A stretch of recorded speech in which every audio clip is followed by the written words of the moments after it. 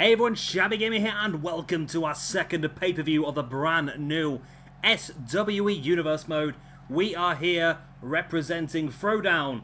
We're in Chicago, Illinois. They're not paying attention to that crappy thing. It's broken. It's not doing what I want it to do. We are here for Second City Showdown. And our opening match of the evening will crown our first ever Throwdown Hardcore Champion. We've got Abdullah the Butcher, Bruiser Brody, Cactus Jack, and Haku. And here we go. I'm looking forward to this one. A chance to crown our first ever Throwdown Hardcore Champion. And what a fantastic four names we have it to do from. We have got Abdullah the Butcher, a legend of the hardcore division. And a man who is in the Hall of Fame, I believe, isn't he? Yeah. I'm sure he is. I'm going to Google it. Abdullah the Butcher. Abdullah the Butcher. I'm sure he's in the Hall of Fame. Yes. Yes, he is. He was inducted into the Hall of Fame in 2011.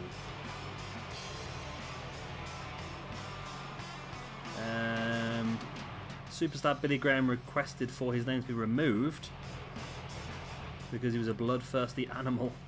He has had some issues in the past that have come to light over the last few years, but still, he is a part of the Hall of Fame, and you can't really take that away from him. And he does have a chance to be remembered permanently here in our universe mode as the first ever Throwdown Hardcore Champion. But one man who looks to stand in his way, of course, is this man right here, Bruiser Brody, the man who PJ Tovey's still convinced that I ripped him off in the draft by getting him to unpick Bruiser Brody. I wasn't being a dick, right? I sort of mentioned to PJ Tovey that he had picked Bruiser Brody for Adrenaline, which is a predominantly cruiserweight brand that has a cruiserweight championship, not a hardcore championship. So I said he would have been wasted being used on Adrenaline. So PJ Tovey changed his pick, then I picked him for Throwdown straight away after. And Bruiser Brody, of course, did have a match in WWE actually. His first opponent, he was the first opponent for The Undertaker. So The Undertaker's first, as his gimmick, The Undertaker, his first match was against Bruiser Brody. And he died in Puerto Rico when he was stabbed by a rather dodgy booker, wasn't he, over in Puerto Rico? Yeah.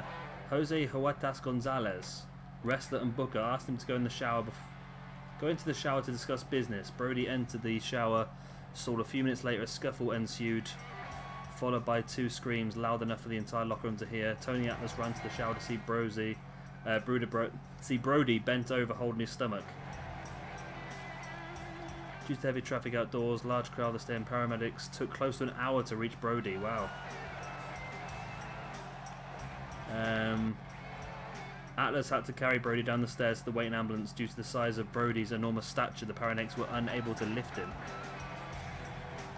So it wasn't an instantaneous death. He died a while after actually being stabbed, but of course it just took so long to get to him. It's a bit of a shame, really, because he was a pretty damn good wrestler, really. And a good hardcore wrestler as well. Of course, Bruiser Brody is the character of which Luke Harper, formerly Brody Lee, has sort of based himself on as well, which is, you can sort of see that with Luke Harper. Of course, we will see Luke Harper later on this evening fighting out against, of course, Austin Aries for the United States Championship. And Bruiser Brody has a chance to become the hardcore champion here. Of course, we've just seen Cactus Jack enter the ring. In fairness, Cactus Jack is my favourite for this match. Not quite sure why, I've just got a feeling with Cactus Jack tonight. And of course, this man making his way to the ring right now, Haku, Ming, whatever you want to... Was Ming and Haku the same person? I'm sure they were. Of course, Haku is a legitimate hard man. You don't get much harder than Haku. Yeah, he was Ming. Yeah, he was Meng in WCW and he was Haku in WWF. Yeah, his man is just an absolute beast He really is. And his sons, of course, Tama Tonga and Camacho, also known as Tangaroa, wrestling also for this brand as well. Of course, we saw Haku a couple of weeks ago accompanying Gorillas of Destiny to the ring during their #1 contendership match. So that's what it's all for. The first ever Throwdown Hardcore Championship. And one of these big, imposing brutes known as men will walk away with the championship. The bell goes and we are underway. Now, I apologise if there was a dodgy cut here and there during that, but yeah, the problem I've had with this match is just it's not worked terrifically well for me over the last hour or so, me trying to record it. So this is my 4th or 5th attempt now, but hopefully this time this will be the one. I've got a good feeling about this. And literally all the other attempts have just been because the match is just not working. Like, there's some sort of problem where everyone just stands there and doesn't want to go for a pin. I'm not quite sure why, but hopefully this is going to be the golden one. I've got a really good feeling about this one. And I want to see who becomes the champion as well. I'm really desperate to get our first hardcore champion in place. Then we can start to look forward towards how we're going to build this hardcore division and how things are going to pan out going forward. And I've got some good plans for this. I have got some very good plans for this. Oh, Brody just sending Cactus face first into the post as Haku there in the middle of the ring with a big splash. Abdullah now forcing him away as Brody dropping an elbow right in the knee of Cactus Jack, and now Brody continuing the assault. Of course, this is a no disqualifications, no count outs, but pinfalls and submissions do count anywhere in the world because it's falls count anywhere. That's literally the rules. Wow, Brody with a early pile driver on Cactus Jack on the outside, but he's not going to go for the pin. Interesting. I thought that early pile driver might be enough for Brody to try and get the victory here, the early victory.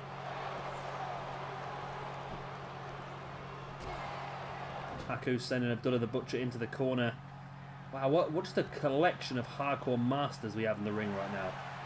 And in the immediate vicinity of the ring, of course.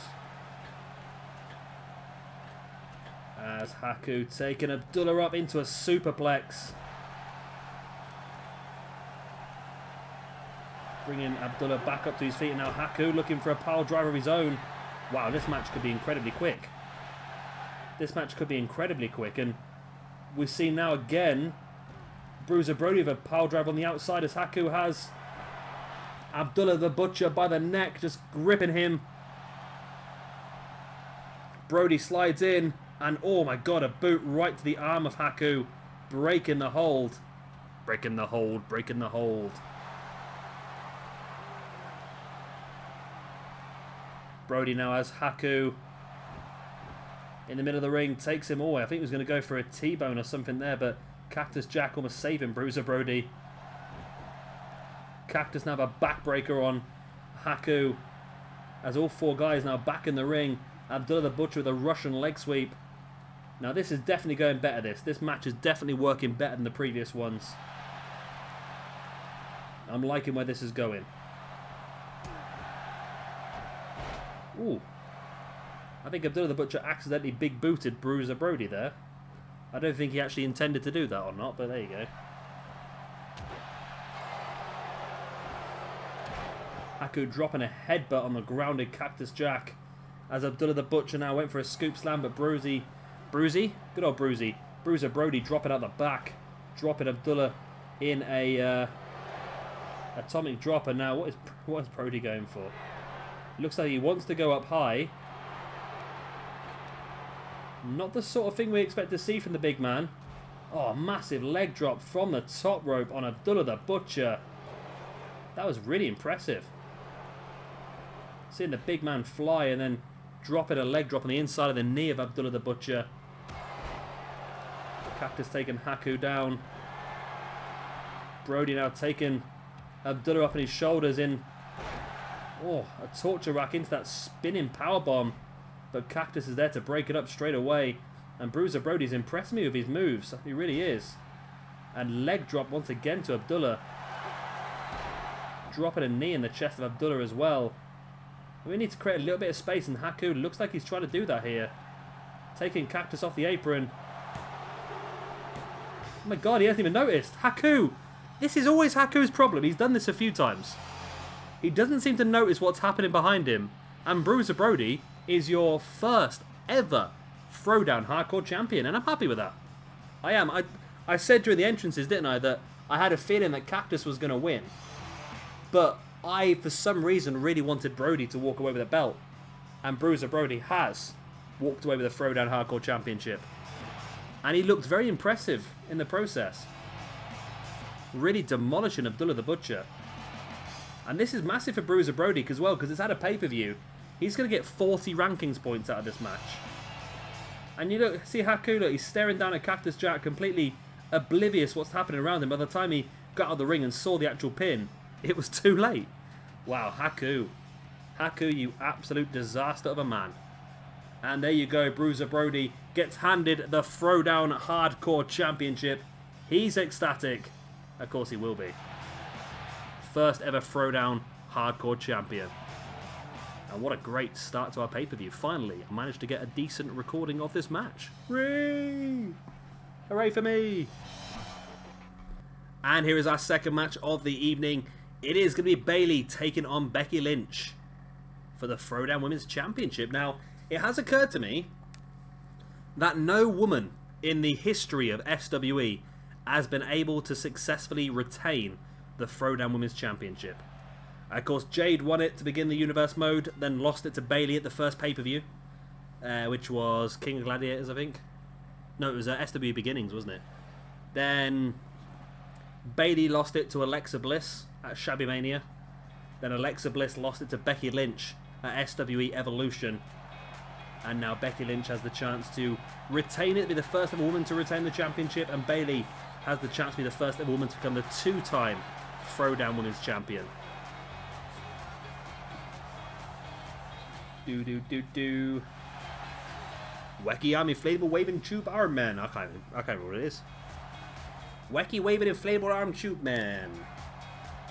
I forgot I had this DVD. So I think I actually started speaking about this DVD in one of the previous recordings of that hardcore match. I've got the legendary Japanese tournament DVD, which was that Japanese deathmatch tournament took place in '95, I believe it is, featuring Terry Funk and Mick Foley. Terry Gordy was in there as well. It was pretty brutal, actually. Pretty brutal. Probably not quite on par with what Combat Zone Wrestling's like these days, but you know, it was good enough. It was good enough. So, here we go. Next up, the Beckster. Becky Lynch making her way to the ring. The current Throwdown Women's Champion. Can she retain? It's a tricky, isn't it? I think both these ladies are rated similarly to each other. So I think that it is literally all down to momentum and all down to luck of the draw, really, because it's a brand new Universe mode, so momentum's not really having much of a chance to build. The only person who does have momentum, of course, will be Bayley, who won the 6-woman over the top rope battle royal a couple of weeks ago to gain this match. So she probably is in the best situation out of everyone, to be honest with you. But we'll have to wait and see what happens, I suppose. We'll have to wait and see what happens. I'm looking forward to this match. I don't want to take sides, because that's one thing I try not to do in this Universe mode. But I sort of want to see... I sort of want to see Becky Lynch retain, only because I don't want a point where our Universe mode is just hot potato for the championships all the time. I want to see some people start to hold these belts for a while, and that is something that hopefully as time goes on we will get to see. And hopefully Becky Lynch can start things off for us. Straight away with an arm breaker, which is a clever move considering that, of course, we all know that Becky Lynch likes to utilise that submission hold as a finishing manoeuvre, the disarm her, of course, which is going to hopefully help her out in her chances of retaining the belt. Like I said, I don't want to take sides, but I want Becky Lynch to win. Just because I want somebody to retain the championship. Of course, Becky's only had the belt, technically, for 2 weeks because she won it at the SWE Evolution pay-per-view So she's only really had it for 2 weeks. So this is her first championship defense. And if she does lose here this evening, she will be the shortest ever reign at just 2 weeks. But yeah, I'm hoping she holds on. I really am.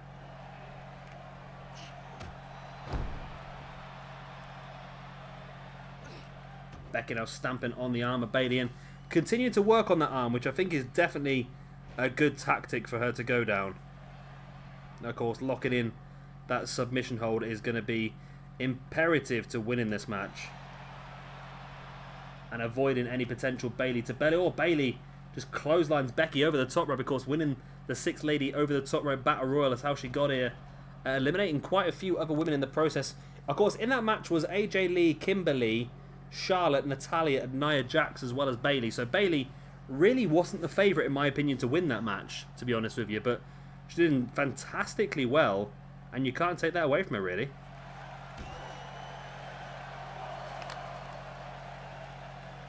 Becky now bringing Bayley back up to her feet, and the fight continues on the outside. We've just seen, of course, 4 guys fighting heavily on the outside already. Now we're seeing 2 of the premium ladies here on Throwdown fight it out. Becky with a capture suplex.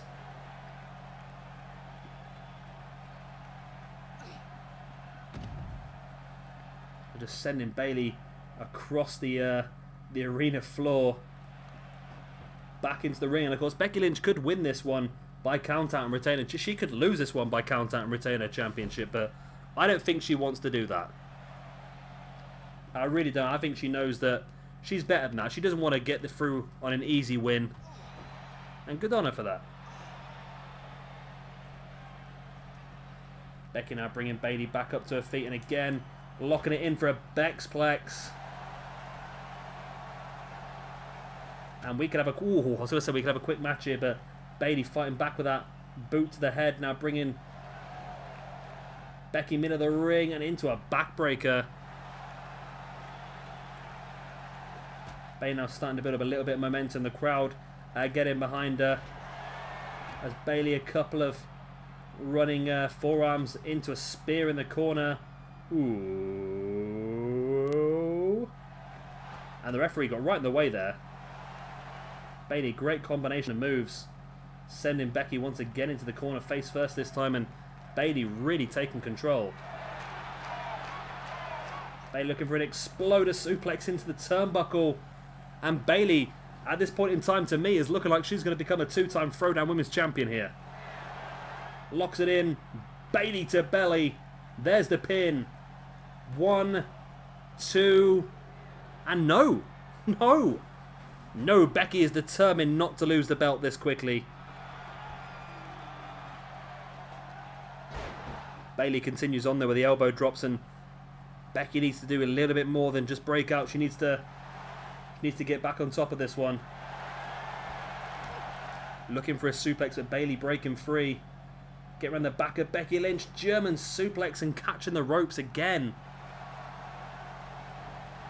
Dropping a double boots right to the side of the head of Becky Lynch. And Bayley's in dominant control of this match now.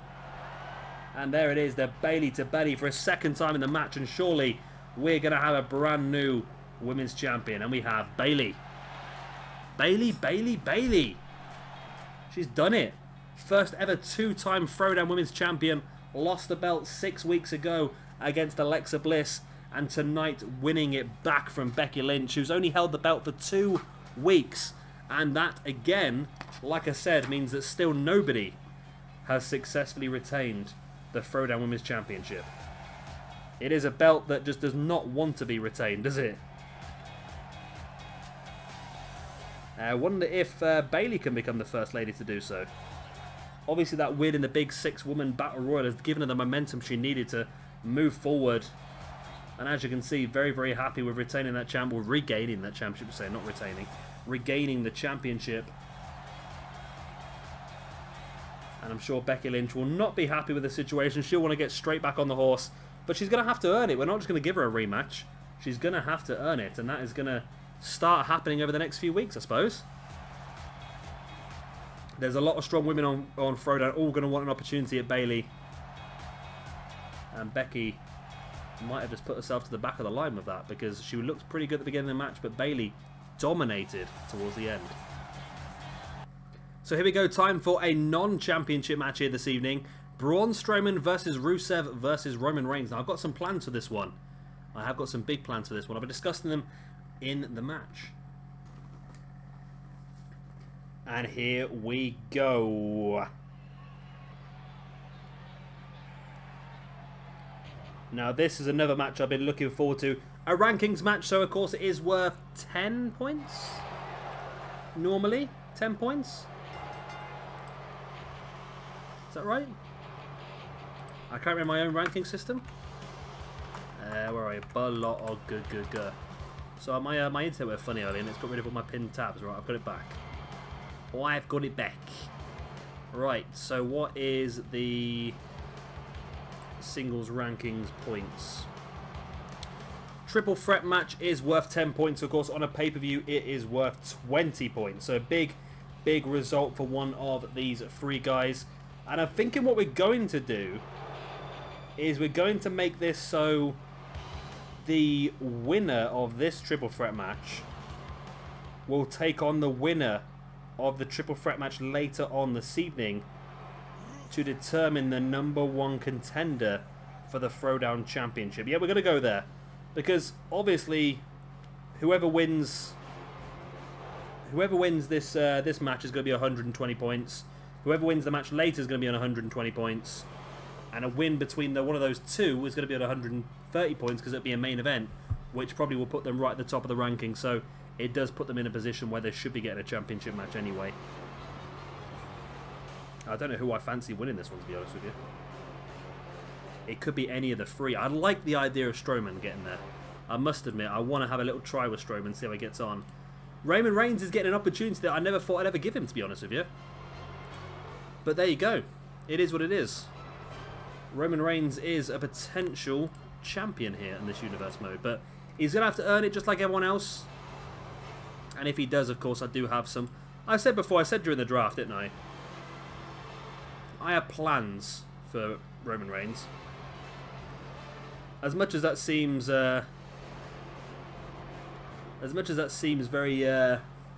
very strange to say, I do have big plans for Roman Reigns, and hopefully it's something that's going to show you guys exactly what WWE could do with Roman Reigns.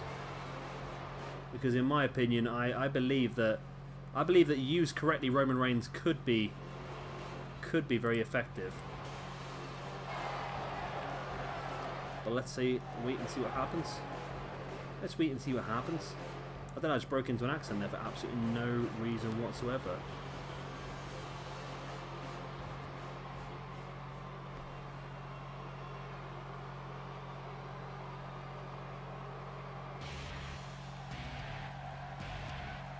So here we go, Roman Reigns makes his debut in SWE. Of course, was not involved in the previous universe mode at all.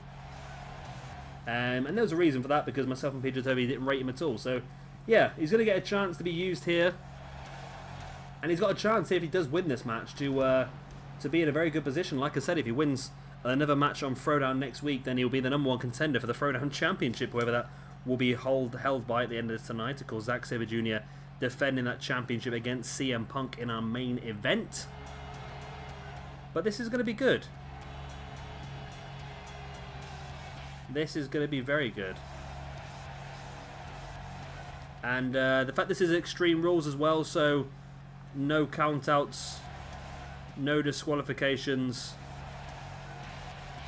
Just basically brutal. Brutal. I want to see these three guys completely demolish each other this evening. And I'm hoping they do. I want to just see some good stuff. I want to see some good stuff. I want to see some spots.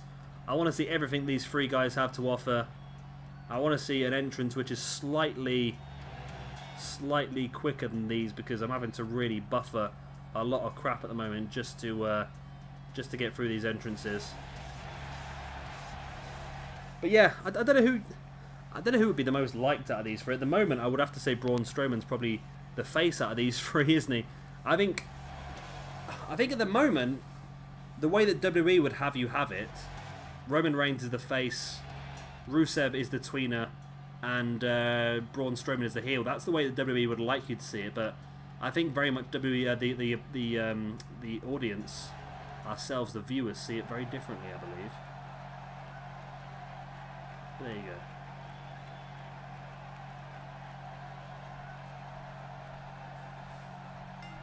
And here we go, the bell goes, and the triple threat is on the way.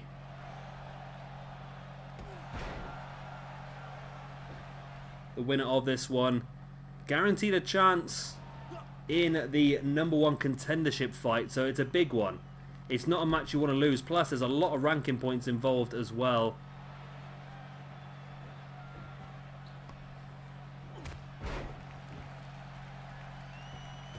Of course, not only the 20 points you'll get for winning this, but you'll also knock both your opponents down by 5 points. So the winner of this will be 25 points ahead of the other two guys, which is 5 singles matches to catch up. So it's a big amount.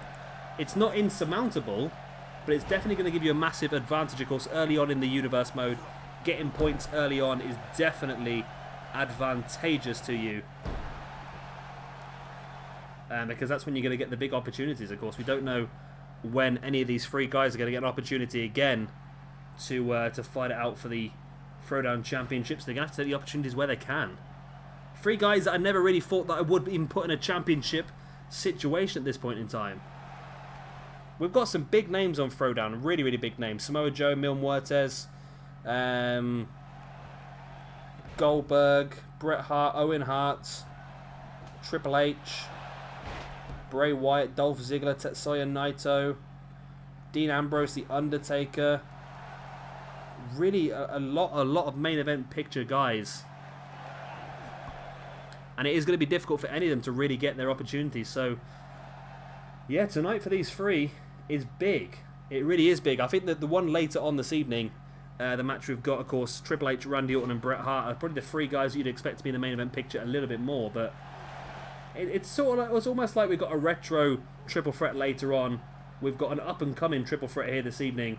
And it's going to be the old versus the new to see who gets that shot against either, of course, Zack Sabre Jr. or CM Punk, depending on our main event here this evening in Chicago, Illinois. So Rusev has a sledgehammer. It's an interesting situation to be in. As Roman Reigns now just sending Braun Strowman up the ramp. And I think that's a good idea by Reigns, just trying to get Braun Strowman out of the picture so he can concentrate on Rusev. Rusev Pachka. Rusev Vudria. Oh, but Braun straight back up here with a big strikes to Roman Reigns. Sending old Roman into the ring. Clubbing blow against the chest and a big boot to the side of the head by Strowman. All 3 guys now re-entering the ring, but Strowman now working over Rusev, sending him into the... basically sending him straight into Roman Reigns. Oh, Rusev on the ground, and Reigns just jumps straight over the top of him and flattens Braun Strowman. Reigns drops the outside as Braun continuing the assault on Rusev. Braun's up on the middle rope. Big splash. That's a lot of weight to drop down on you from that middle rope. It really is. As now Braun Strowman looking to lock in the camel clutch submission. And I wonder, of course, Roman Reigns is on the outside at the moment. Is Rusev going to tap out to his own finisher maneuver? No, he's not. Roman now just dropping an elbow straight across the neck of Braun Strowman. And it seems to be Roman and Strowman are trying to take each other out and trying to isolate Rusev. And I'm not saying that Rusev is the weak link in this match, but I think the other 2 guys seem to see it that way. Braun now dropping Roman Reigns with the snake eyes. And then just running STO on Rusev. Strowman with a pin now on Roman. Only a 1 count, wow. The Strowman-Roman connection. Roman with a big clubbing blow, and oh, wow, gorilla press there by Braun Strowman on Roman Reigns, showing the strength that Strowman has. Now dropping an elbow right in the heart of Roman Reigns. As Rusev's still down on the outside. Strowman sending Roman Reigns into the turnbuckle. Oh, but Rusev comes flying in from behind with a clothesline. Can Rusev steal this one? Can he pick apart the pieces that Braun Strowman has left of Roman Reigns. Can you just imagine if Rusev was able to lock in an accolade right now and win this match? I actually really like Rusev. I really do. There's the pin. 1, 2. Only a 2 count. Strowman would not have been happy. Oh my god, running super kick there by Rusev. Now trying to take Strowman down. 1, 2. Only a 2 count. Rusev is on fire here.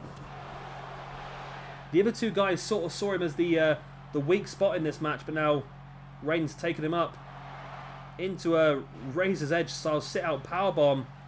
1, 2, and oh my god, Strowman just got there in time. I think Reigns had that one unless Strowman didn't break that. I don't think Rusev was kicking out. Strowman now dropping Roman Reigns gut first across that middle rope. Strowman launching Rusev over his shoulder. Went for the big right hand to the back of the head of Rusev's back up. Rusev now with the strikes and a spinning heel kick, taking Braun Strowman down. Oh, I thought he was going to go for the accolade there, but no. Rusev went for a wheelbarrow, then just slammed Braun Strowman face first into the mat. Interesting match, this one. It's a very weird dynamic the way it's going. All 3 guys have really had a fantastic, fantastic showing so far.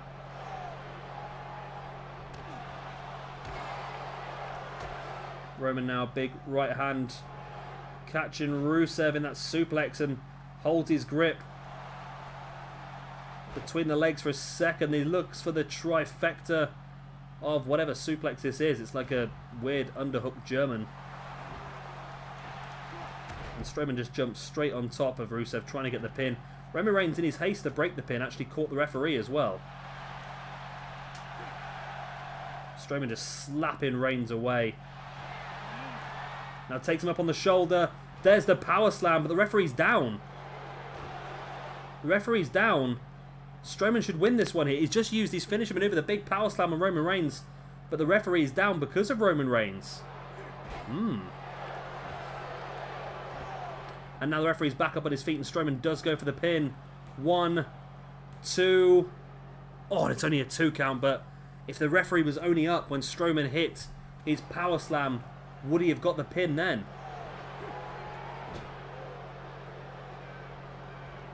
Strowman just flattening Rusev in the corner. Now Strowman trying to pin Rusev. Reigns is very slow to get back up, and the referee's very slow to get down. Oh, just big spine buster. Braun Strowman, as time has gone on, Braun has done more and more and more to dominate this match. And now he's even rocking out a pretty decent moonwalk halfway through. Again, dropping into the pin on Rusev, but he's left it a little bit long. And it's only enough for a 2. I wonder whether Braun should just go for the submission, the standing triangle choke. Rusev, big right hand, and again another right hand. And a chop now to Braun. Braun fighting Rusev out the corner though. Into the far corner. Oh, what is Braun Strowman going to go for here? Oh, Rusev fighting back with the boot, and now Roman Reigns taking over the assault of Strowman. I think Rusev and Strowman, and Roman, almost sort of figuring out here that they might have to work together to try and take Strowman down, but it's not worked too well so far. But then again, Reigns distracted Strowman, and now Rusev able to take control, and Rusev just clotheslining Strowman to the outside. But why? Rusev, man. Yeah, there we go. Now he's figured it out. Staying inside the ring with Roman Reigns, but Reigns... Ah, Rusev, man. You've done that wrong, Rusev. Now Reigns dropping into the pin. 1, 2... Oh, Reigns almost stole it from Rusev. Head scissors.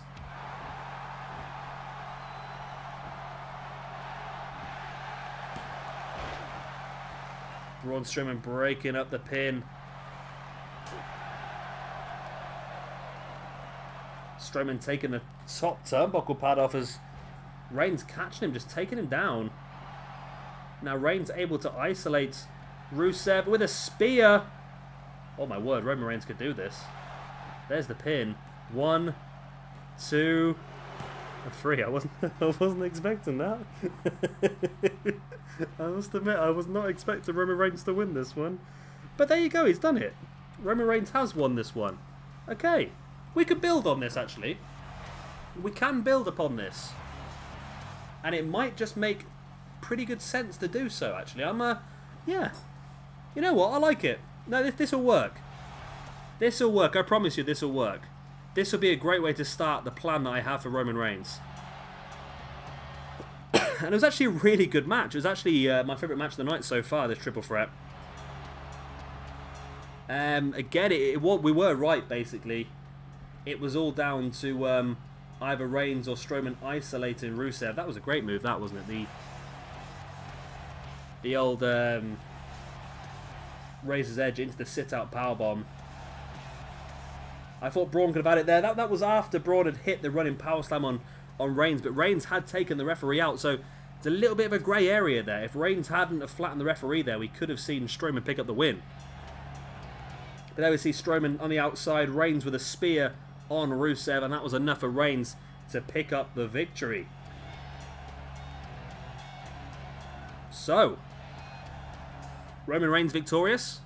Roman Reigns will go on to the #1 contendership match for the Throwdown Championship. And that, of course, is going to be probably next week on Throwdown. But who will he face off against? We'll find out later on this evening. That's Triple H versus Randy Orton versus Bret Hart later on in between our two big championship matches. But next, we have another big championship match for you. The Tag Team Championship. And here is that Tag Team Championship match.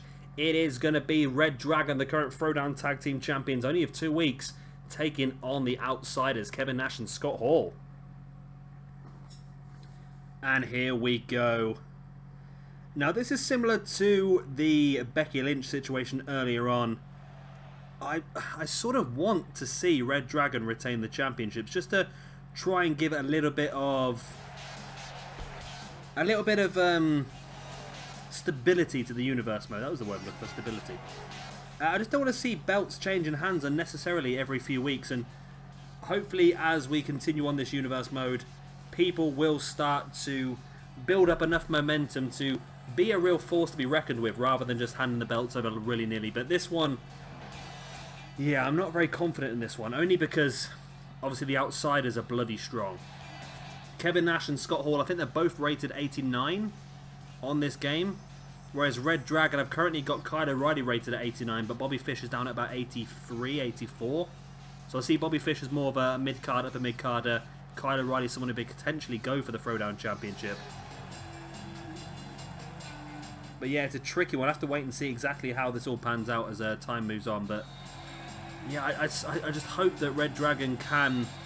If reDragon do lose the belt, don't get me wrong, I've got nothing against the Outsiders. I just want a bit of stability, and if reDragon do lose the belts, I'll be hoping that the Outsiders can hold the belts for quite some time as well, just to see, like I said, that bit of stability in the universe mode that stops us doing everything, because we've already had 2 championship matches tonight, and we've had 2 new champions. Of course, the first match was always going to be a brand new champion, because it was, a vacant belt, so that was always going to be a brand new champion. So I don't know, it's tricky. We'll find out. We'll see as time goes on.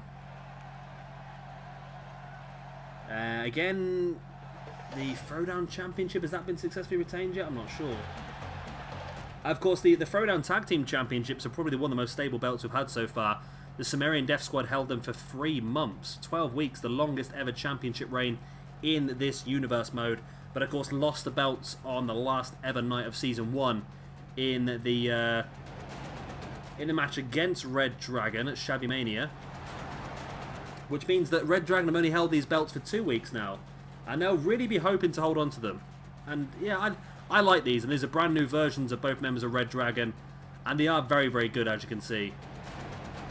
But I guess I wouldn't be overly disappointed if they did lose these belts, because at least it means I could probably use them both for singles competitors then, which I don't mind doing. Because Kyle O'Reilly could be potentially fantastic against the likes of Zack Sabre Jr. or CM Punk. There you go, that is what it is for the Throwdown Tag Team Championships. I like these belts actually, they're not too bad, are they? I'm just sort of bigging up my own work there. So Scott Hall, of course, on the left and Kevin Nash on the right. The outsiders never held gold in this universe mode so far. PJW didn't use them too much on Mayhem. I brought them in on Throwdown for the last month of the last universe mode. And again, we didn't really get a lot out of them. We used them as more of an NWO stable alongside Hulk Hogan and the Giant, which never really got going as well as I hoped it would do. But there we go, there's your champions. Kyle O'Reilly on the left, Bobby Fish on the right. Held the belts for 2 weeks. Did have a match last week against the Hart Foundation's Jim the Anvil Neidhart and British Bulldog and picked up the victory. But of course, the week before that, the very first episode of Throwdown in Season 2, we saw the Outsiders defeating the Gorillas of Destiny to get themselves this #1 contendership match. And here we go. The bell rings and we are underway. Kevin Nash and Bobby Fish to start things off in this Tag Team Championship match. Of course, the third of our championship matches here this evening. We still have 2 more left after this. Next up, after this match, we have Austin Aries versus Luke Harper for the United States Championship. And of course, our main event is going to be the hometown man, CM Punk, taking on the current Throwdown champion, Zack Sabre Jr.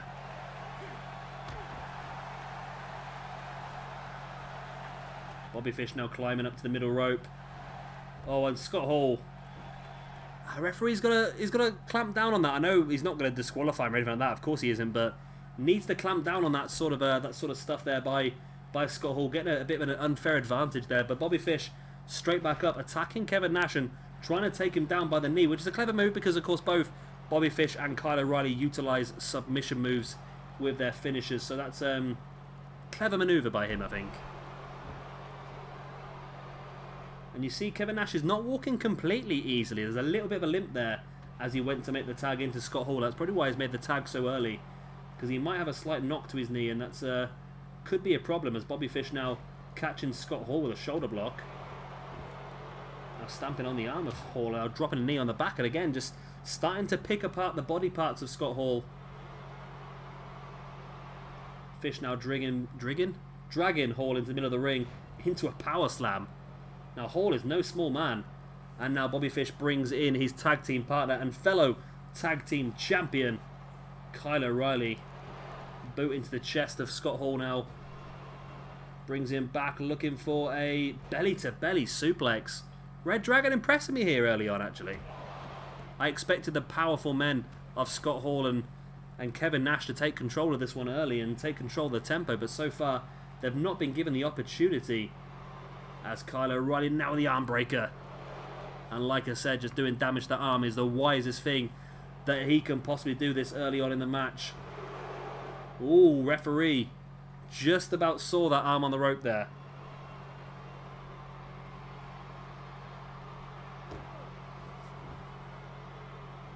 Kyle O'Reilly again looking to work on that arm. And again, an arm breaker.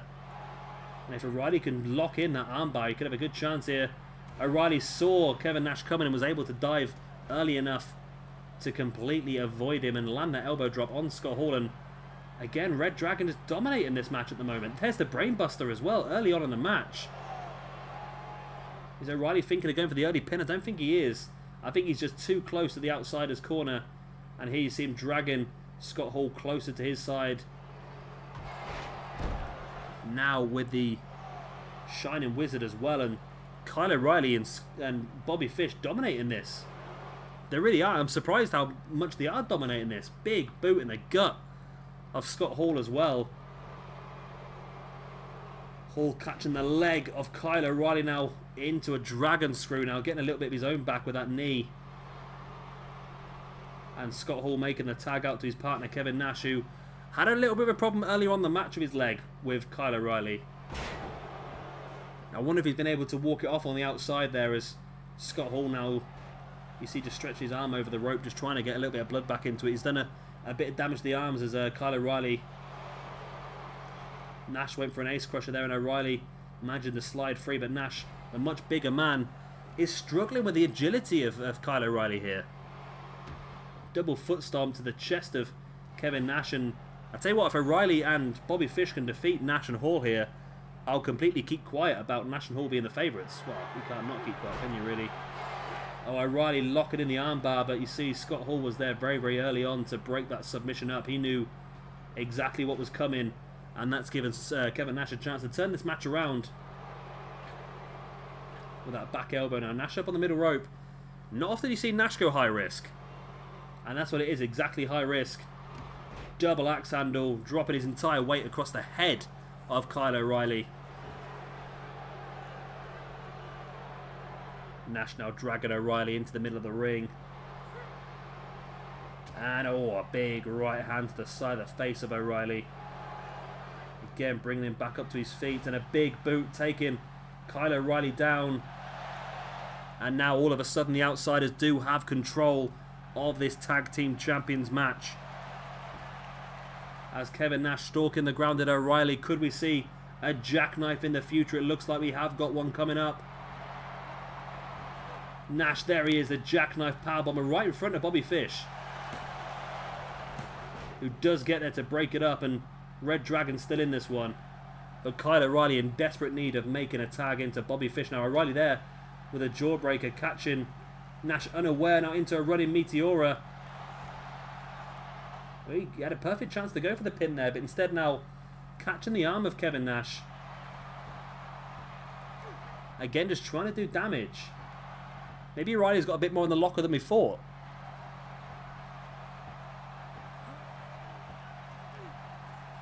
Again, just still continuing this hold with the arm.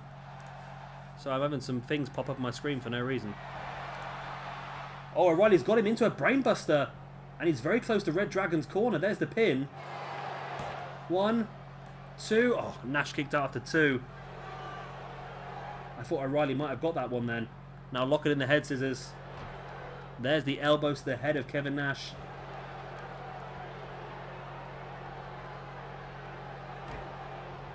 O'Reilly continuing the assault, just booting. Now grabbing that arm again. Oh, and again, just wrenching it back. And now going for the leg as well. My God, you guys are really giving me a lot of support in this new universe mode. So what it is, so it must have just updated, and literally I'm getting spammed by your comments, which I really appreciate. I really do. I've seen so much love for this new series. I'm so glad you guys are enjoying it, because I'm absolutely loving it so far. For me, I think the ranking system's brought a lot more into it, and the fact that I've mentioned quite openly we're going to go to more of a, I don't want to say PWG style, but it is very much a PWG style. Only in the way that we're looking for top quality matches rather than dodgy storylines. That's what we're looking for in this universe mode. Okay. My computer seems to not be working very well.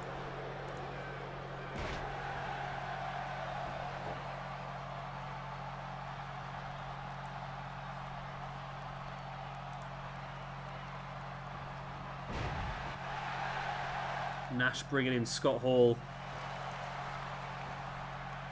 who now drags Bobby Fish back up to his feet. This match at the moment really could go either way.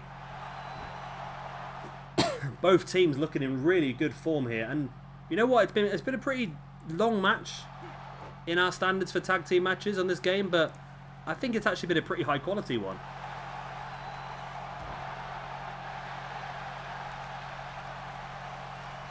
Bobby Fish now sending Scott Hall into the corner. Takes him up quickly. What's he looking for? I feel like we could be seeing a superplex soon. What is that? I've had even more weirder things pop up now.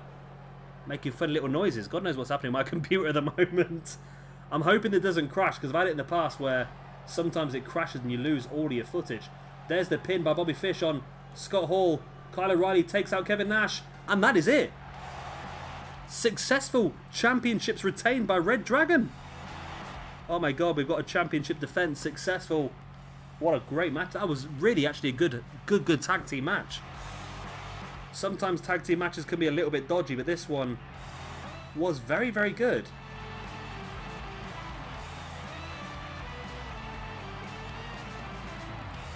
I'm really happy with that. And like I said, the Throwdown Tag Team Championships has been the one that's been the most stable the whole way through this universe mode. Like I said, the Sumerian Death Squad held it for a very long time. And now reDragon are going to hold it for at least 6 weeks until, well, I don't know, I'm not going to say that all championship matches are only going to take place on a pay-per-view. I think championship matches will always take place on a pay-per-view. Every championship will always be defended. However, there may be an opportunity at some points where the championship gets defended during a normal weekly show. I don't want to make championships solely only for the pay-per-views, but at the same time, like I said, I don't really want to make a hot potato situation where the belt changes hands too often. I think for the Hardcore Championship that's fine, but for other belts I don't really want to see that. But there we go, reDragon successfully retain their championships. The referee holds the belts over, and that really opens up our tag team division quite a bit. Of course, Gorillas of Destiny lost the Tag Team Championship #1 contendership match. The Outsiders have lost this match against reDragon. Neidhart and Bulldog lost to reDragon. We've got the Big Show and Andre the Giant, who got a tag team victory over the Natural Disasters. And we've also got the Ascension, who picked up a tag team victory against the Primetime Players, both in dark matches. So maybe those two teams, who should now, in theory, be joint top of the rankings underneath the championship, maybe they would actually be the next in line for a tag team championship match. Who knows? We'll have to have a look at that, actually. And here we have our next match of the evening. Luke Harper challenges Austin Aries for the United States Championship.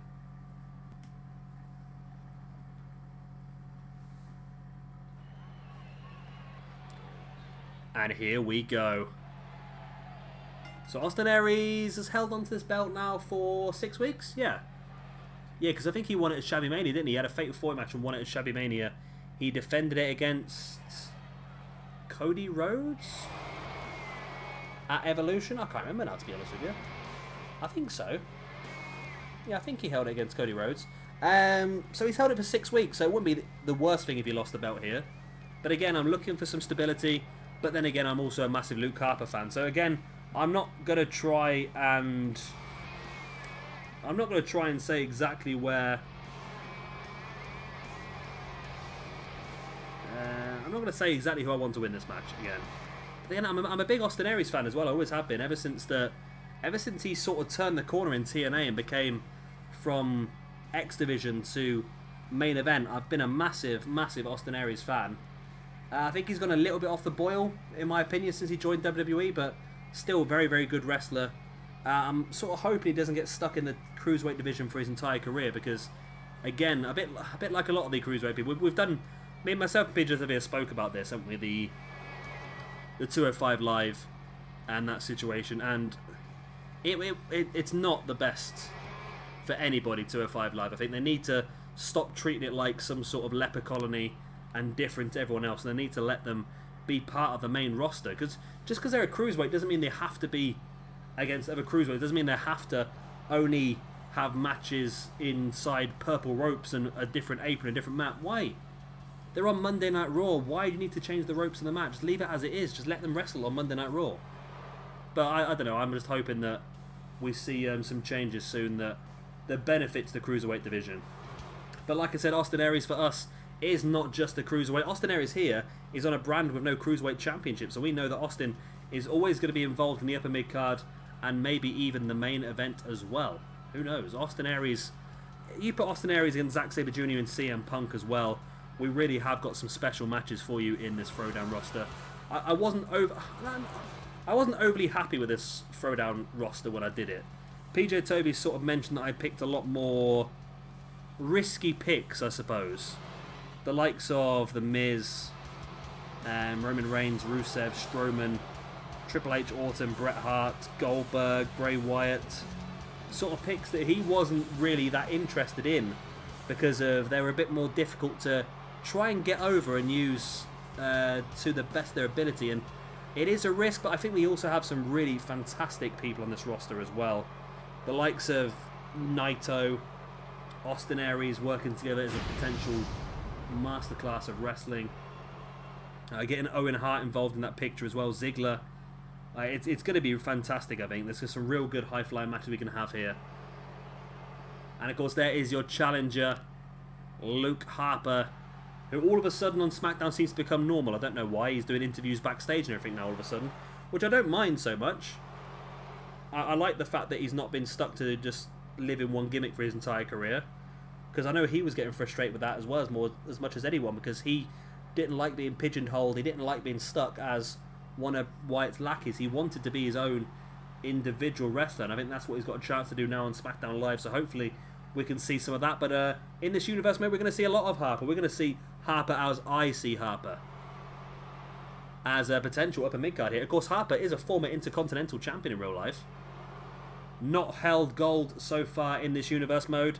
There's a chance that Harper and Rowan could re-team, where they're both on the same roster here on Throwdown. I don't really want to do that, but it's a possibility should we need another tag team. I also like the idea, potentially, a Luke Harper, Bruiser, Brody tag team at some point. But again, not quite sure how that would work and if it would work. But we'll cross that bridge as we come to it, I suppose. There's lots of different things that we could do. Now this one, I believe, is full scan anywhere, I think I put it as. I'm not 100% sure, but I'm pretty sure I did full scan anywhere. Which means that this is very much going to be in the wheelhouse of Luke Harper, I would imagine, compared to Austin Aries. But Aries is very adaptable, but Luke Harper has a chair, so that really gets rid of a lot of adaptability, doesn't it? So full scan anywhere means no disqualifications, no count-outs, and pinfalls and submission take place anywhere. And that could just give Luke Harper a little bit of a boost he needs to become the United States Champion. I'm going to have a drink, so I'm going to go quiet for a second.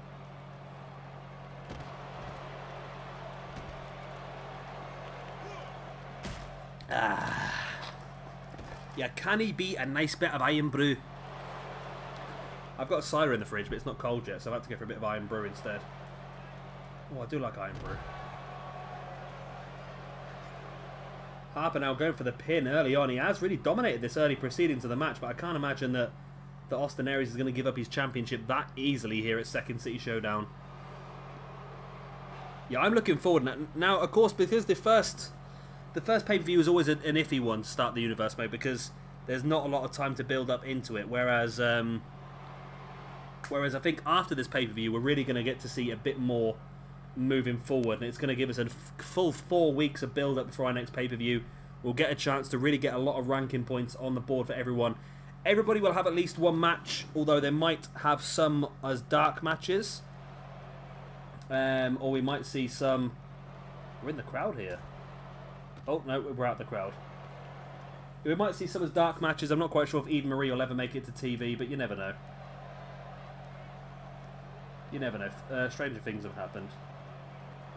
Of course, we can't use the Money in the Bank ladder match because PJ Toby's got that locked in at the moment. Only one person in a universe mode can hold a briefcase at once, so we can't utilise that on another brand at this point in time until PJ Toby, whoever wins his ladder match at Adrenaline's next pay-per-view, cashes in their briefcase. So we're using obviously Elimination Chamber over on Octane. So I don't know, I don't want to go off the bat and use too many random matches.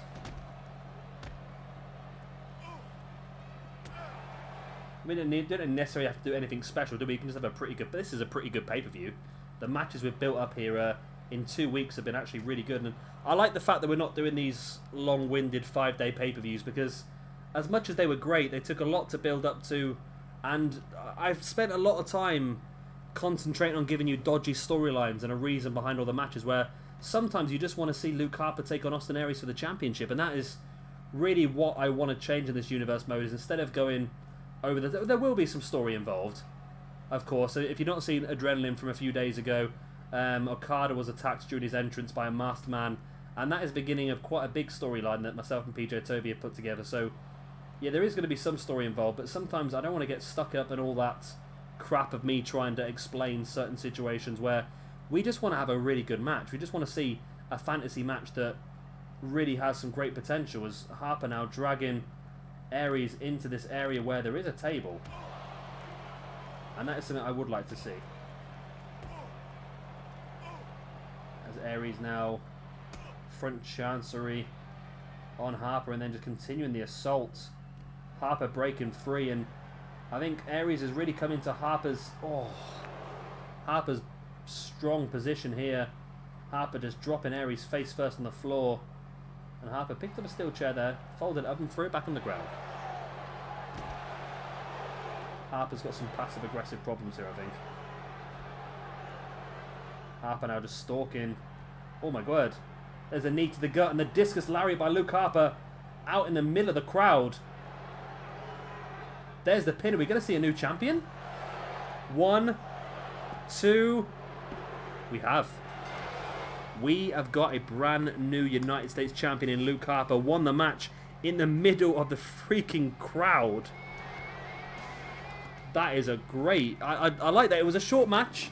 Wasn't as exciting as some of the others we've seen here this evening, but still, that was interesting. That to get the win in the middle of the crowd like that. You saw him dropping Aries face first, and there was a big discus lariat knocking Aries, well, clean out by the looks of it, and that was enough to get the 3 count. Luke Harper is going to hold his first piece of gold in the SWE universe, and I'm a big fan of that. Like I said, I'm a big fan of Luke Harper. He earned his position here, of course. Really earned his position here. Defeated Owen Hart, Dolph Ziggler, and Tetsuya Naito only 4 days ago in the last episode of Throwdown to get himself this championship match. And now here he is holding on to the gold. I will say gold. It's not actually gold, is it? But holding on to the championship belt. And here we go. Here's our next match of the evening. Another triple threat match. The winner of this one will go on to face off against Roman Reigns for the #1 contendership for the Throwdown Championship. Randy Orton, Triple H, and Bret Hart.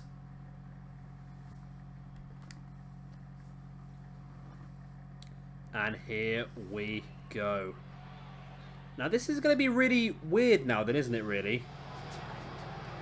Because looking at the situation, we don't quite know.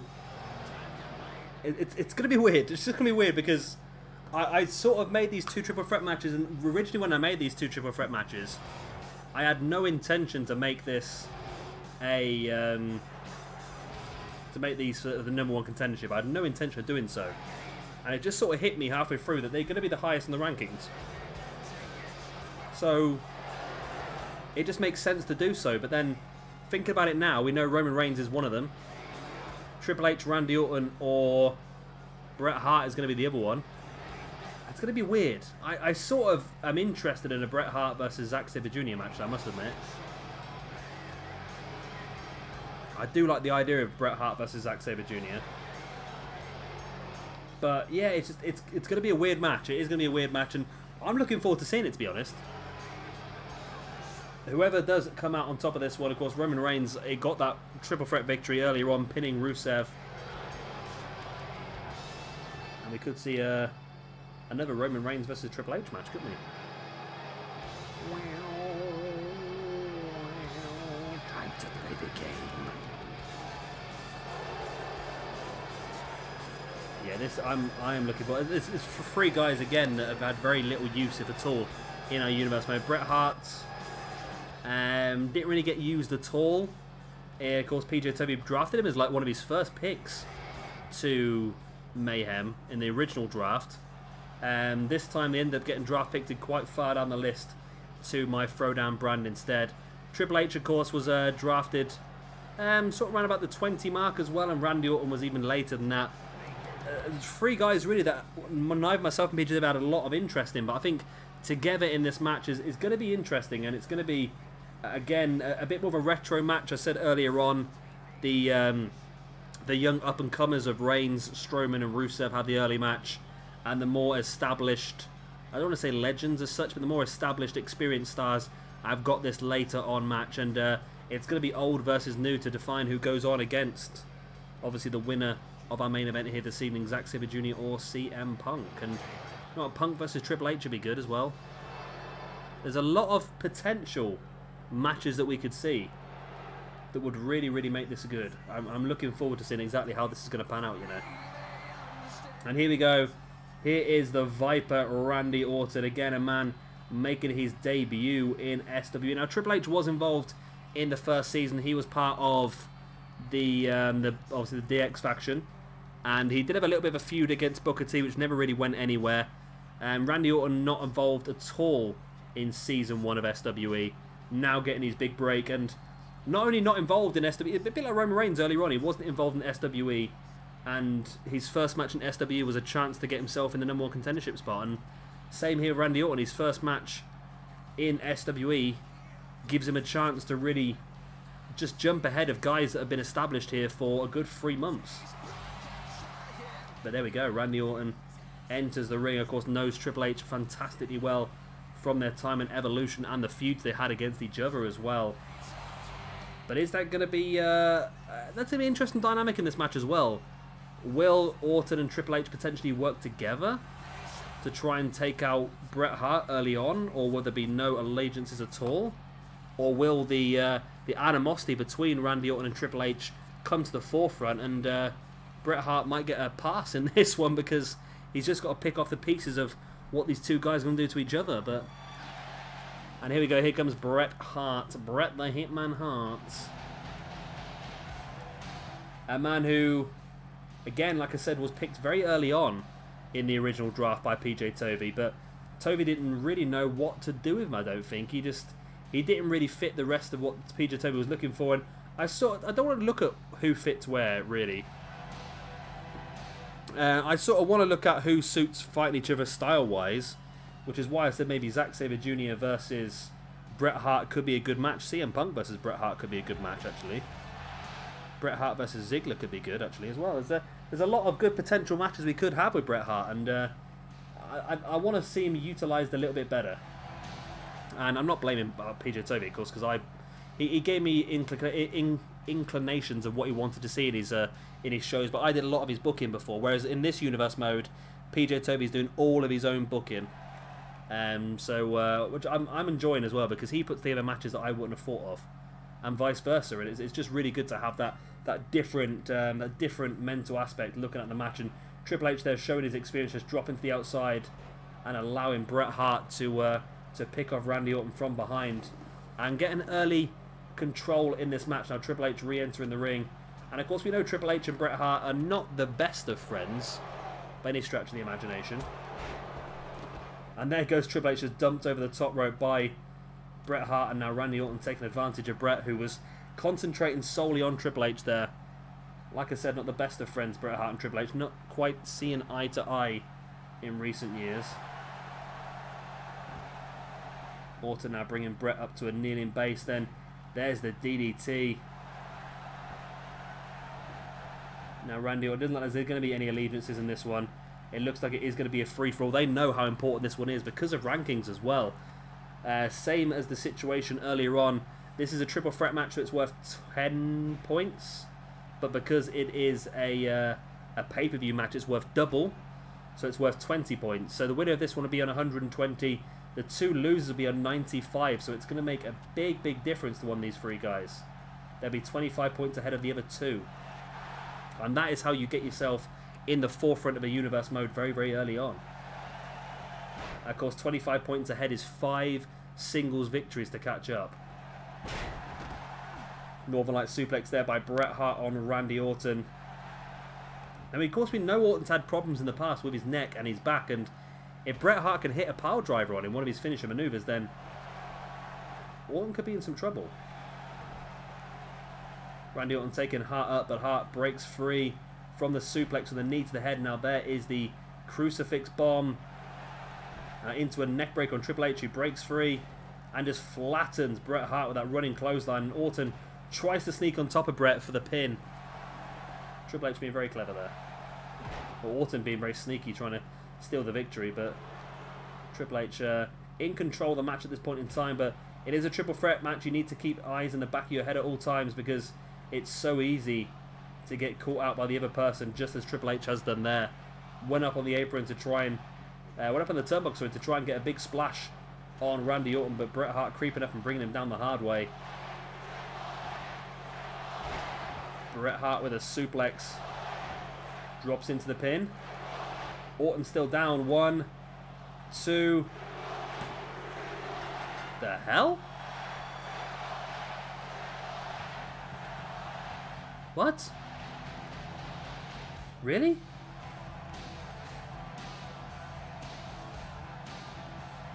I'm really confused. Why? Well, yeah. No, I said I'm not having any control over. If it's a dodgy match, I'll delete it. If it's a glitch or an error, I'll delete it. But this was a genuine victory there for Bret Hart. And Bret Hart is going on to face off against Roman Reigns to become the #1 contender for the Throwdown Championship. Now that victory, what happened to Triple H there? And the thing is, Orton's not going to be happy with this because Triple H has just cost Randy Orton ranking points as well because he just didn't kick out to a vertical suplex. What? He didn't grab the rope or anything. I don't know what happened there to Triple H. Yeah, you can tell I'm speechless. I'm stunned by what I've just seen, but I'm not taking the victory from Bret. Bret has just earned himself a victory. It was a bit of a quick match and a bit of a match that maybe he didn't deserve to get a win that early, but he has got the win, and now he's got a chance to become the #1 contender for the Throwdown Championship. And here we go, main event of the evening. The hometown man, CM Punk, in front of his home crowd, Chicago, Illinois, takes on Zack Sabre Jr. And here we go. I'm still trying to get over that triple threat match. That stunned me a little bit there.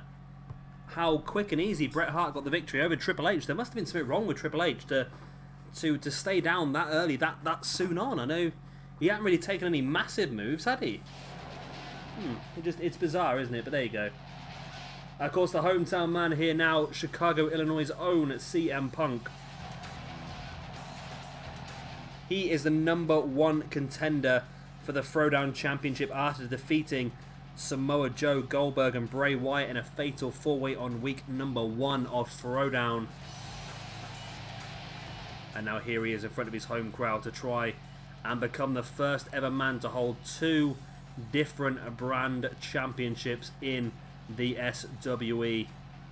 Of course, he has held the Mayhem Championship twice, but this would mean he would have held the Mayhem Championship twice and the Throwdown Championship once. That would be insane, wouldn't it, really?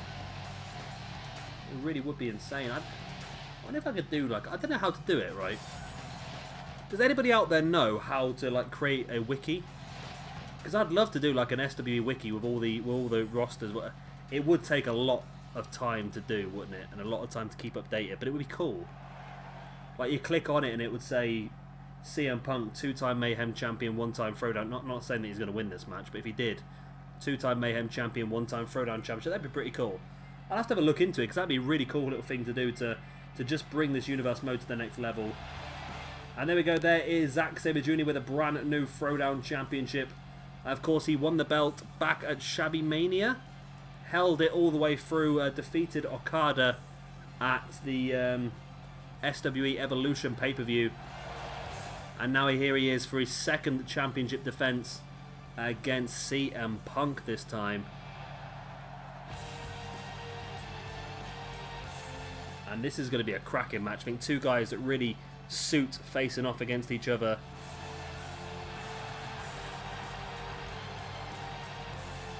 I'm really looking. This is the match I've been looking forward to all night. It is currently for me 1:15 on a Monday night because I really want to get this recorded tonight, and I had a lot of problems with the hardcore match earlier on, as I did mention, so I just kept on going. I really want to get this finished tonight because I'm just enjoying this universe mode so bloody much. There we go, that's what it's for, the Throwdown Championship. So what do you guys think of all the Throwdown Championships now you've seen them? I quite like the Throwdown Championships, actually. I'm pretty impressed with how they came out. I'm pretty impressed with my own ability to create these belts. I know I didn't want all the belts to look too much the same, so I've tried to do as different as I possibly can as I've gone through it, but there you go. So there's your challenger, CM Punk from Chicago, Illinois, and from... Where's he from?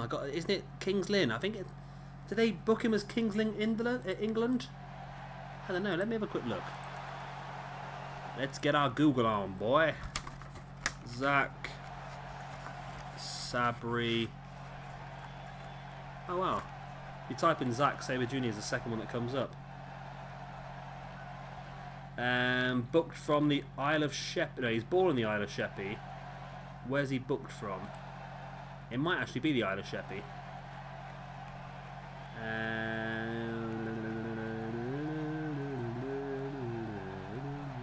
He actually lives in... I think we've had this discussion before. Yeah, so he's I think he's booked from Kent, isn't he? Isle of Sheppey, Kent. But he actually lives in New York now, New York City. Wrestling all across America. I don't know. I'm hoping that we see... I'm hoping that we see him doing a little bit more. I don't know whether he might end up in WWE again. I'm not quite sure. He started working Mexico this year as well. He's vegan. Ugh. It just shows you that really that being vegan seems to be a very good health choice. Because if you look at, there's quite a few wrestlers that are vegan, but I couldn't do it. I really couldn't do it. Don't get me wrong, I'm on a pretty big diet at the moment because I'm getting ready for my holiday, but it would kill me going vegan. It really would. And the thing is, I've lost quite a bit of weight in my diet, and I don't need to be vegan to do so. There's just different ways you can do it, but I don't know. I suppose being vegan is a very good way of losing weight, maybe. I don't know. I'm bugger being vegan. You lose weight, but it's probably more because you're depressed that you can't eat any nice food. There you go. That's my opinion on veganism, anyway. CM Punk stalking Zack Sabre Jr. Of course, like I said, Zack has had one big championship defense already against Kazuchika Okada. And now he's really got a big job in his hand here to try and defeat the hometown man. The signs in the crowd of if Zack wins, we riot. Punk now with the boot right in the center of the spine. But Zack straight back up with a jawbreaker. Oh, nice. Spinning heel kick to the knee. And, yeah, I don't know what that was, to be honest. That was some bizarre running man incident there by Zack Sabre Jr. Now pinning the arm of CM Punk down. Now, this is interesting.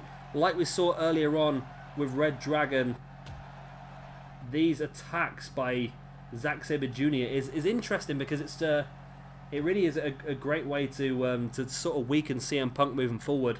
Of course, we know that Zack also likes to utilize the Fujinami armbar. Of course, Fujinami, part of the Adrenaline roster. Oh, Zack now taking this one to the outside. Well, or is he? Is he going to try and win this by countout? No, he is going to join CM Punk out there. Of course, Zack does have champion's advantage, so he can... Oh, my God. He can win this match by double countout. Well, he would draw the match by double countout, but he'll still keep a hold of the belt. He can win. He can lose this match by countout, win this match by countout. Either way, he ends up with the championship. So it's a tricky situation for Punk. I don't think Zack is that sort of person. I think Zack will quite happily try and get Punk back in the ring and win this match outright.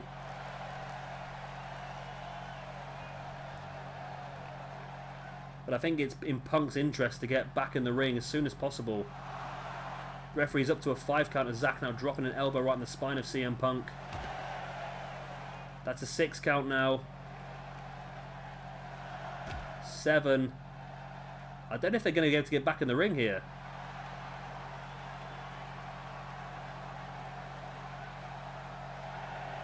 Referee's up to an 8 count. I think I know what's going to happen here.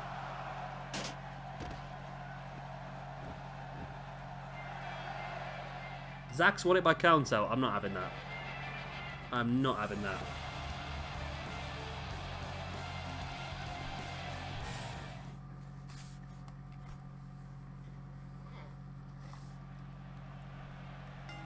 And here we go. Sorry, there might be a little bit of a dodgy cut there, but I've just seen somebody win this match by count out, and I'm not having that for a main event of a pay-per-view. I'm not having it at all.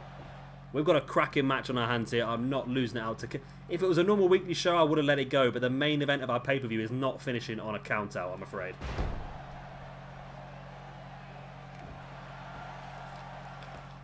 It's rocking some more Iron Brew. And Zack continuing the assault here on CM Punk. Both these guys know what it's like to hold the goal, but like I say, it's a... For me, it's important for Zack to stay in this situation. Of course, Zack's done fantastically well, actually. Zack has been someone who has really been a great force in this universe mode. He won the King of Gladiators tournament at SWE beginnings. He then went on to win the Throwdown Championship away from Kenny Omega at Shabby Mania, then successfully retained it at SWE Evolution. So he really has been a force to be reckoned with. And of course, CM Punk won the Mayhem Championship twice as well. So probably two of the most successful wrestlers that we have in SWE in the ring together, and one of them's got to give. Will Zack Sabre Jr. be able to take his championship reign on to potentially 10 weeks? Which, would that make him... I think that would make him the longest reigning... He already is the longest reigning champion, because of course Kevin Owens won the belt on night number 1, but then lost it at the first pay-per-view to Kenny Omega. And then Omega lost it at the second pay-per-view to Zack Sabre Jr. So Zack is already the longest ever reigner? The longest ever reigning champion of SWE. Well, of the Throwdown Championship anyway. Oh, clever maneuver there. Zack Sabre Jr. rolling through on CM Punk and locking in this Black Widow style submission. But Punk reversing into a sidewalk slam. Quite a simple reversal, really. Punk now bringing Zack back up to his feet and sends him off into the far corner. And Zack Sabre Jr. fighting. Oh my god, look at that DDT. And Punk's was so spiked there that his feet ended up on the top rope. Zack jumping senton, catching CM Punk. Oh, Zack catching the Hurricanrana into a powerbomb on CM Punk, and Zack seems to have an answer for everything CM Punk's got at this point in time. And now looking for a stretch muffler. Oh my god, he's... What on earth is that? Holy crap. Now that's a submission hold I've not seen. Oh, and Punk able to... Wow. That is... I've not even seen that on this game before. That's an incredible submission. Just using the power of that stretch muffler. And again, Zack locking in the submission. We're seeing a real clinic here from Zack Sabre Jr. And I don't know how long CM Punk's going to be able to go before he's going to have to submit to one of these holds. Oh, Punk now just a big boot in the chest, and Punk going to go for some strikes. I don't think Punk wants to get in an actual wrestling match here with Zack, because Zack just seems to have an answer of everything Punk wants to go for. Zack now with a pin on CM Punk. 1, 2. It's only a 2. Zack with a drop kick to the back of CM Punk. Bringing Punk back up to a seated position. A big kick in the back as well. Zack now stamping on the back of the head of CM Punk. Up to his feet he comes with Punk fighting back. There's the uppercut. Spins him round. Has him up high for... No. Zack dropping out the suplex and then chop blocking the knee of CM Punk. And again, Zack just doing fantastically well, working the body parts. And there he is, locking in the cross armbar. I tell you what, some damage has been done to CM Punk already. He could tap out to this armbar, you know. No, Punk able to break free. But eventually, you've got to feel that one of these submissions by Zack is just going to be enough to finish CM Punk off. Zack is in fantastic form at this point in time. But Punk taking control now. But Zack has had an answer to everything Punk has had so far. And here he goes again. Zack rolling Punk through with the arm drag. Clubbing blow to the back. And what is Zack looking for now? Stalking Punk to... Whoa, whoa, whoa, whoa. Zack Sabre... Oh my god. Oh my god. There's the pin. He's not going to do this, surely. 1, 2. Oh my god. Zack Sabre Jr. just mega trolled CM Punk. Zack Sabre Jr. just defeated CM Punk in front of his home crowd with his own finishing maneuver, his own GTS. That is, oh my god. Zack Sabre Jr., you are a troll, man. That is, I cannot believe you've just done that. Oh, my word. Oh, Zack Sabre Jr. has not endeared himself to the Chicago crowd here. A GTS on CM Punk to retain his Throwdown Championship. That is insane. Oh my word. Again, I'm just speechless of what I've just seen. That is incredible. And Zack Sabre Jr. does retain the Throwdown Championship. We are looking like we're starting to build some stability here now. 3 new champions this evening. 2 successful retained championships. And I am really looking forward now to developing Throwdown over the next 4 weeks, moving forward to our next pay-per-view. Because our next pay-per-view is going to be when we start to bring in a little bit more of the story aspect. I've said there's not going to be a lot of story. It's more going to be down to just putting on fantastic matches for you in this universe mode. But there is going to be quite a little bit of story here in Throwdown. And hopefully it will all start to build towards that next pay-per-view. So guys, that is the end of Second City Throwdown. Of course, our first pay-per-view in this SWE second season universe mode for Throwdown. It's been a pretty good night, but let me know in the comment section below if you are still watching at this point in time. What do you think of it? What was your favourite match? What do you not think worked very well? And of course, we can continue to try and develop and improve the universe mode as time goes on. And of course, if you have enjoyed it, then do hit that like button. It does really help me out. It makes the video easier for other people to find. And of course, if you want to see some more, then please hit that subscribe button as well. And of course, the little bell next to the subscribe button means that you'll get a notification every time that I upload a video. I do upload about 2 or 3 videos a day, so it might annoy you, but if you want to keep on track of SWE, which won't be too difficult because I do upload a video every other day of SWE, so you know, if you've not pressed the bell, you know you can just come back every other day and there'll be a brand new shining episode there for you to watch. I've been Shabby Gamer, thank you very much for watching, and I will see you all in a couple of days' time for our next episode of SWE Mayhem. Bye! One, two,